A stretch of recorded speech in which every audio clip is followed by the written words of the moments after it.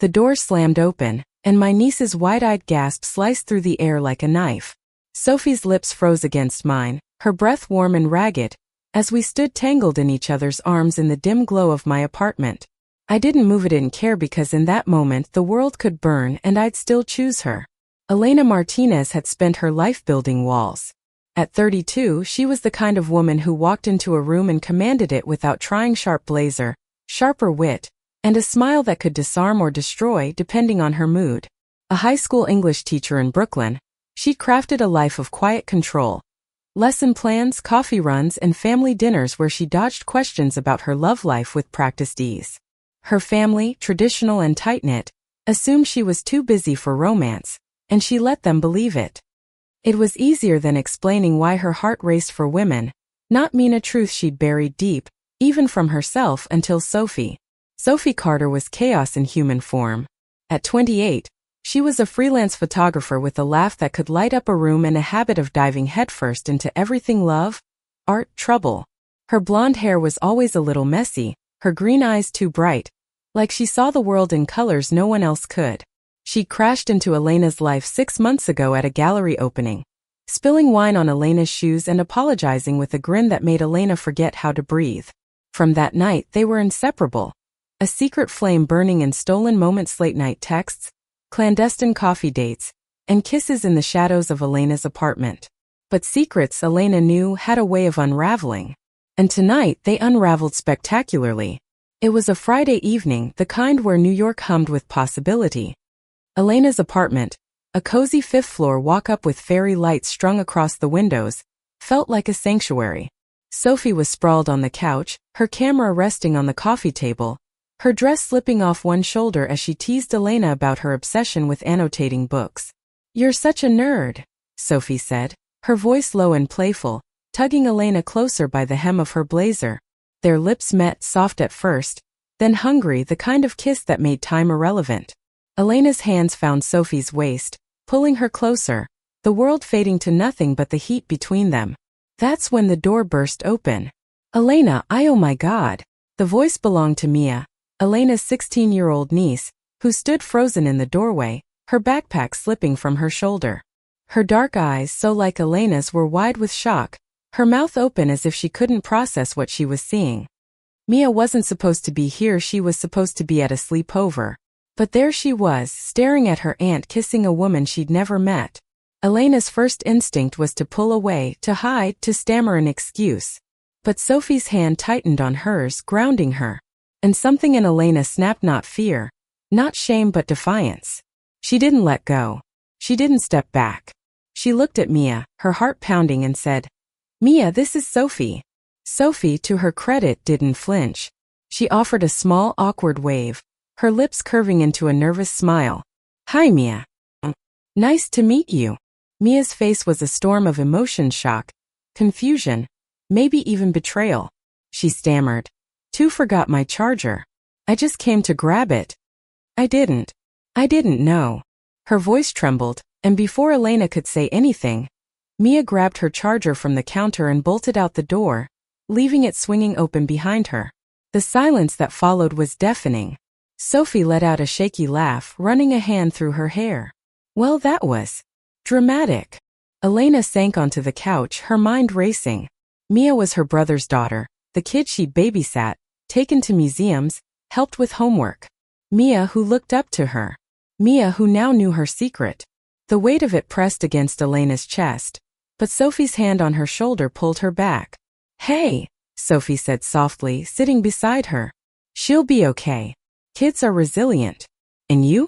You were badass just now." Elena laughed, a brittle sound. "Badass? I feel like I'm about to throw up." Sophie's fingers brushed Elena's cheek, turning her face so their eyes met. "You didn't hide. You didn't push me away." "That's huge, Elena." Elena wanted to believe her, but the fear was there, clawing at her. Mia wouldn't keep this quiet. She'd tell her parents, Elena's brother, Carlos, and his wife, Ana, who were as traditional as they came. Elena had spent years dodging their questions, their setups with nice guys, their subtle disapproval of her independent lifestyle. Coming out to them wasn't part of the plan, not yet, maybe not ever. But now the choice might not be hers. As Sophie pulled her into a hug, Elena's mind spiraled. She thought of her childhood, of the church pews where she'd sat with her family, hearing sermons about sin. She thought of the years she'd spent dating men, trying to fit into a mold that never felt right. And she thought of Sophie, who made her feel alive in a way she hadn't known was possible. Was it worth it? The risk, the fallout, the judgment? Yes, she decided, as Sophie's arms tightened around her. It was. The next morning, Elena's phone buzzed relentlessly.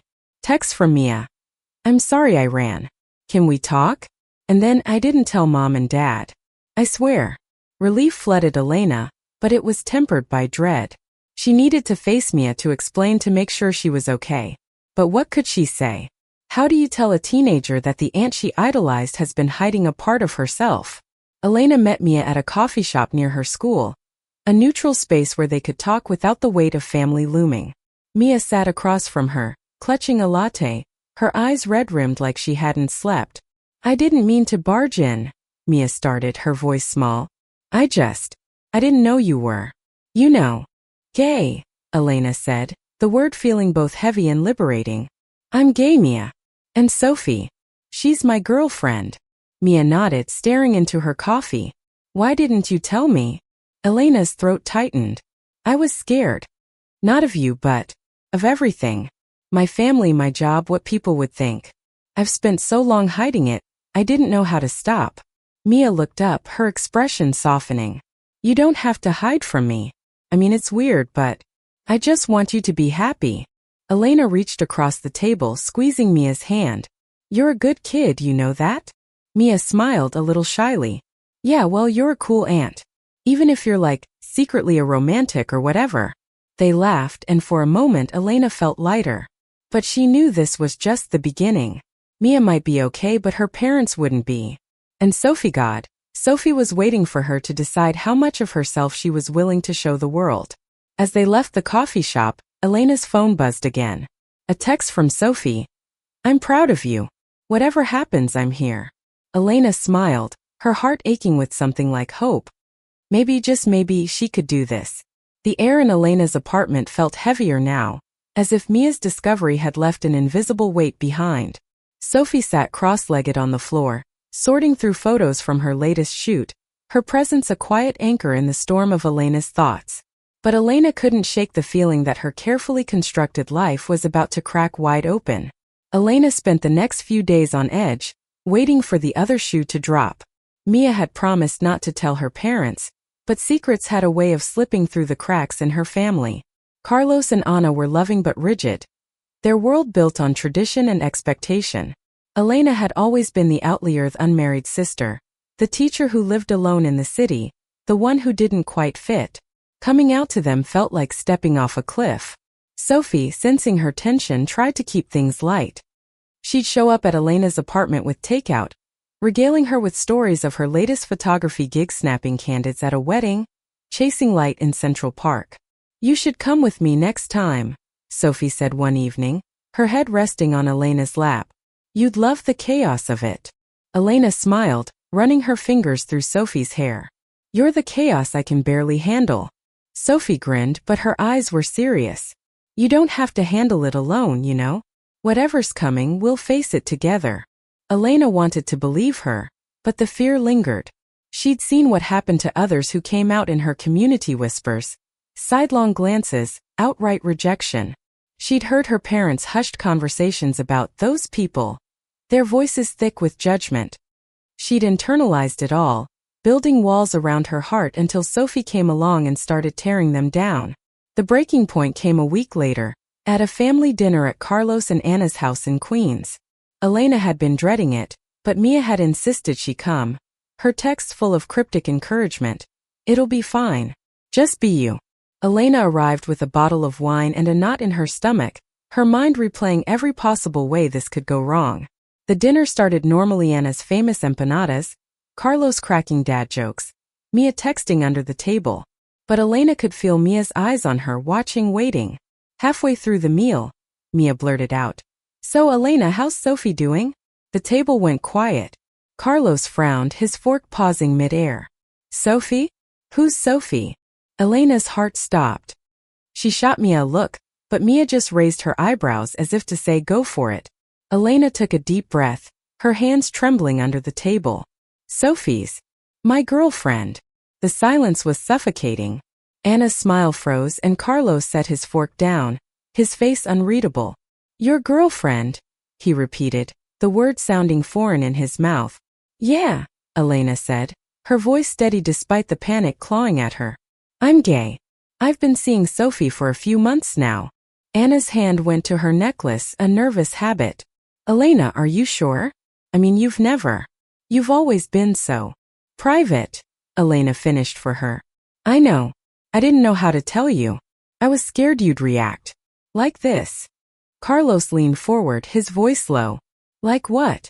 We're your family, Elena. We love you. But this is a lot. You're saying you're what, a lesbian now? Now. Elena's voice sharpened. Always. I've always been this way. I just didn't have the courage to say it until Sophie. The room felt like it was closing in. Anna's eyes were wet, and Carlos looked like he was grappling with a puzzle he couldn't solve. Mia, bless her, jumped in. Dad, Mom, it's not a big deal. Elena's happy. Sophie's awesome. Can we just eat? Carlos shot Mia a look. You knew about this? Mia shrugged, unapologetic. Yeah, and I'm cool with it. The rest of the dinner was a blur. Anna asked halting questions. How long? Why now? What did this mean for the family? Carlos mostly stayed silent, his jaw tight. Elena answered as best she could, her voice steady but her heart breaking. When she left, she felt like she'd left a piece of herself behind. Back at her apartment, Sophie was waiting, a bottle of wine and 2 glasses on the table. How bad was it? She asked, pulling Elena into a hug. Bad, Elena admitted, her voice muffled against Sophie's shoulder. But I did it. I told them. Sophie pulled back, her eyes shining. That's my girl. You're braver than you think. Elena laughed, a shaky sound. I don't feel brave. I feel like I just set my life on fire. Sophie kissed her forehead, soft and sure. Then we'll rebuild it together. The weeks that followed were a tightrope walk. Carlos called once, his voice strained, asking Elena to give them time. Anna sent a long, heartfelt text, saying she loved her but needed to process. Elena threw herself into work, grading papers late into the night, trying to drown out the ache. Sophie was her lifeline, showing up with coffee, dragging her to art galleries, reminding her that love was worth fighting for. But the real fight was yet to come. Elena's school, a progressive charter in Brooklyn, had a strict policy against discrimination, but small communities had long memories. Word got out, maybe through Mia, maybe through someone else, and soon, Elena was fielding curious looks from colleagues, whispers from parents. One mother, whose son was in Elena's class, emailed her directly. Is it true you're living a certain lifestyle? I'm concerned about the influence on my child. Elena stared at the email, her stomach churning. She'd spent years being the perfect teacher, dedicated, inspiring, untouchable. Now she was a topic of gossip, her personal life dissected by strangers. She wanted to scream, to quit, to disappear. But then she thought of Sophie, of Mia's fierce support, of the kids in her class who looked at her like she could change their world. She couldn't let them down. She replied to the email, her words measured but firm. My personal life doesn't affect my teaching. I'm here to help your son learn and grow, just like always. She hit send, her hands shaking, and called Sophie. I'm so tired of hiding, Elena said, her voice breaking.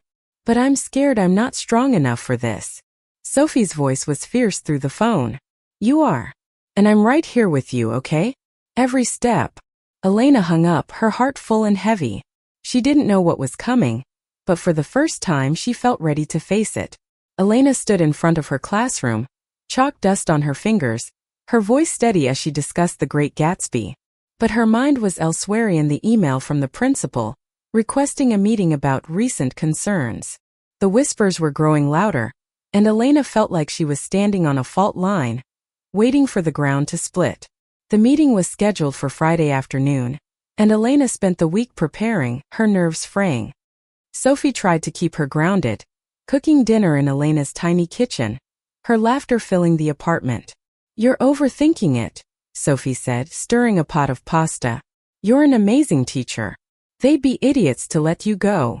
Elena managed to smile, but the fear was relentless. She'd heard stories of teachers being pushed out, their contracts quietly not renewed, their lives upended by small-town politics. Brooklyn wasn't small, but the school community felt like it sometimes, with parents wielding influence like a weapon. The principal, Dr. Harris, was a kind woman in her 50s, with a reputation for fairness. But when Elena walked into her office, she saw two other faces, the head of the parent association and a board member. Her stomach dropped. This wasn't just a meeting, it was an ambush. Elena, we've had some concerns raised by parents, Dr. Harris began, her tone careful. About your personal life. Some feel it might be distracting in the classroom. Elena's jaw tightened. My personal life has no bearing on my teaching. My students' test scores are up, their engagement is high, and I've never brought anything inappropriate into the classroom. The parent association head, a woman named Karen with a pinched expression, leaned forward. It's not about your teaching, Ms. Martinez. It's about the example you're setting. Some parents are uncomfortable with certain lifestyle choices. Elena's hands clenched in her lap. My lifestyle choice is loving someone. How is that inappropriate? The board member, an older man with a stern face, chimed in. We're not accusing you of anything, Elena, but we have to consider the school's reputation. Parents talk. Enrollment could suffer. Dr. Harris held up a hand, her expression conflicted. No decisions have been made. We just want to understand the situation. Elena, is there anything you'd like to share?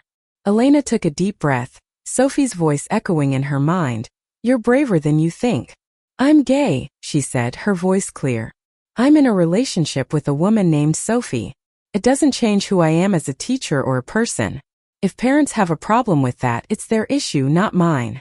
The room was silent. Dr. Harris nodded slowly, her eyes kind but unreadable. Thank you for your honesty. We'll discuss this further and get back to you. Elena left the meeting feeling like she'd been punched in the chest. She called Sophie, who met her at a bar near the school, a dimly lit place with sticky tables and strong drinks. Sophie slid a whiskey across the table, her eyes searching Elena's face. How bad was it? They didn't fire me, Elena said, taking a sip. Yet. But it's coming. I could feel it. Sophie reached for her hand, her grip fierce. Then we fight. You're not alone in this, Elena. I'm here, and I'm not going anywhere. Elena wanted to believe her, but the weight of it all, her family, her job, the judgment, was crushing. She felt like she was drowning, and Sophie was the only thing keeping her afloat. The next day, Mia showed up at Elena's apartment unannounced, her backpack slung over one shoulder. I heard about the school thing, she said, flopping onto the couch. Mom's friend Karen is the worst. Elena raised an eyebrow. How do you know about that? Mia rolled her eyes. Kids talk, Elena. And parents are louder than they think. Everyone's saying you're like a scandal now. Elena's heart sank. Great. That's exactly what I needed. Mia sat up, her expression fierce. You're not a scandal. You're awesome. And if they fire you, I'm organizing a walkout. The whole English class loves you. Elena laughed, despite herself. Don't get expelled on my account, kid. I'm serious, Mia said. You're the best teacher I've ever had. You make us think, you know? Like really think. If they can't handle who you are, they don't deserve you. Elena's eyes stung. She pulled Mia into a hug, her voice thick. Thanks, Mia. You're kind of my hero right now. Mia hugged her back, then pulled away, grinning. So, when do I get to hang out with Sophie again? She's cool. Elena smiled, her heart lifting. Soon. I promise. That night, Elena and Sophie lay in bed, the city's hum filtering through the window. Sophie traced circles on Elena's arm, her voice soft. You're stronger than you know, Elena. You're fighting for us, for you, for kids like Mia who need to see someone like you out there. Elena turned to her, their faces inches apart. What if I lose everything? Sophie kissed her, slow and sure. You won't. 'Cause you've got me. And I'm not easy to get rid of. Elena laughed, the sound muffled against Sophie's lips. For the first time in days, she felt like she could breathe. The fight wasn't over, but with Sophie by her side, it felt winnable. Elena's phone buzzed with a new email from Dr. Harris. Decision pending. Please meet with the board next week. The words felt like a guillotine hovering over her neck, but Sophie's hand in hers was a lifeline, pulling her forward. She wasn't just fighting for her job now, she was fighting for the right to be herself. The board meeting loomed like a storm cloud. Elena spent the week preparing, gathering letters of support from colleagues and students, including a heartfelt note from Mia that made her cry. Sophie helped her practice her speech, challenging her to be unapologetic. "You're not just defending your job," Sophie said, her eyes fierce. "You're defending your truth." The night before the meeting, Elena's brother Carlos called. His voice was hesitant, not the confident tone she was used to. "Anna and we've been talking," he said. "We don't understand this, Elena. But we don't want to lose you.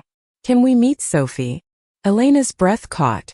It wasn't acceptance, not yet, but it was a start. "Yeah," she said, her voice thick.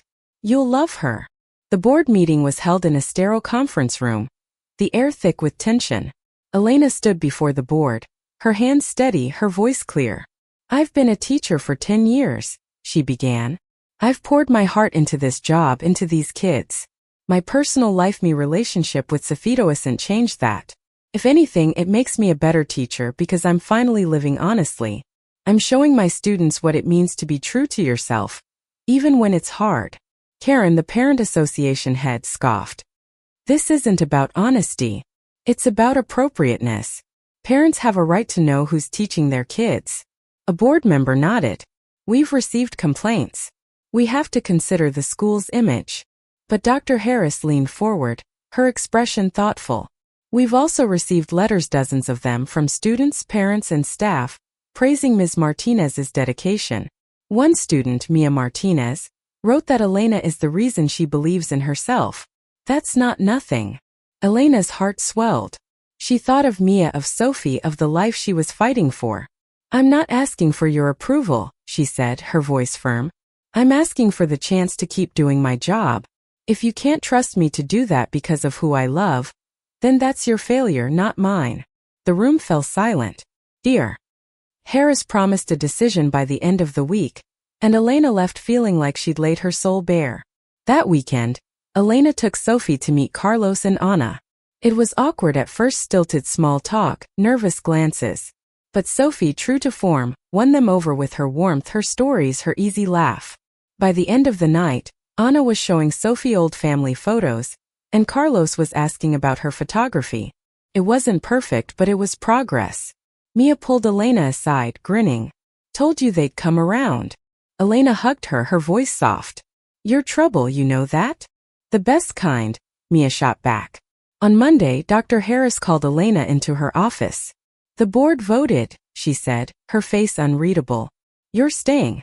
We're revising our diversity training to address these issues, and we'd like your input." Elena exhaled, the weight lifting from her shoulders. "Thank you," she said, her voice breaking.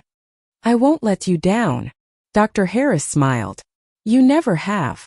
That night, Elena and Sophie celebrated with wine and music, dancing in the living room like they were the only two people in the world. Sophie pulled Elena close, her lips brushing her ear. "You did it," she whispered. "You're unstoppable." Elena laughed, her heart full. "Only because of you." Elena stood on the balcony of her apartment, the city lights stretching out before her like a promise. Sophie's arms wrapped around her from behind, her chin resting on Elena's shoulder. For the first time in months, Elena felt like she could really breathe, knowing she'd fought for her truth and won. The months that followed were a slow rebuilding. Elena threw herself into her work with renewed passion, incorporating more diverse literature into her curriculum, starting a GSA club with Mia's help. The whispers at school faded, replaced by a quiet respect. Some parents never came around, but others reached out, apologizing, wanting to understand. Elena met them with grace, knowing change took time. Her family was a work in progress. Carlos and Anna invited Sophie to more dinners, asking careful questions, learning to see her as part of Elena's life. Mia, of course, was Sophie's biggest fan, begging to tag along on her photography shoots. "You're like my cool aunt now," Mia told Sophie, who laughed and ruffled her hair. Elena and Sophie grew stronger, their love no longer confined to shadows. They went on dates in public, holding hands in Central Park, kissing at a street fair, unafraid of who might see. Sophie's photos started featuring Elena candid shots of her laughing, reading, lost in thought. "You're my muse," Sophie teased, and Elena rolled her eyes but secretly loved it. One evening as they sat on the couch, Sophie pulled out her camera and showed Elena a photo. The two of them on the balcony, framed by fairy lights, their faces soft with love. "This is us," Sophie said, her voice quiet. "This is what we fought for." Elena's eyes stung. She thought of the girl she'd been, hiding in church pews, afraid of her own heart. She thought of Mia's shock, Carlos's silence, the board's judgment. She thought of every moment she'd chosen to stand tall, to love Sophie without apology. It hadn't been easy, but it was worth it. "I love you," Elena said, her voice steady, sure. Sophie smiled, her eyes bright. "I love you too." A year later, Elena stood in front of her GSA club, sharing her story with a room full of nervous, hopeful kids. Mia was there, front row, grinning like she'd orchestrated it all. Elena spoke of fear, of love, of the courage it took to be yourself in a world that didn't always understand. She spoke of Sophie, who was waiting outside with coffee, ready to drive her home. "You don't have to have it all figured out," Elena told them. "You just have to keep going. Find your people, hold them close, and don't let anyone tell you your love is wrong." After the meeting, Mia hugged her, whispering, "You're my hero, you know." Elena laughed, her heart full. "Right back at you, kid." As she walked out into the crisp Brooklyn evening, Sophie waiting by the car, Elena felt something she hadn't in years: peace. She'd been caught in the act, loving fiercely, living honestly, and she didn't care who saw. This was her life, her love, her truth. And it was enough. Thank you for listening. Like and subscribe to get notifications about next videos.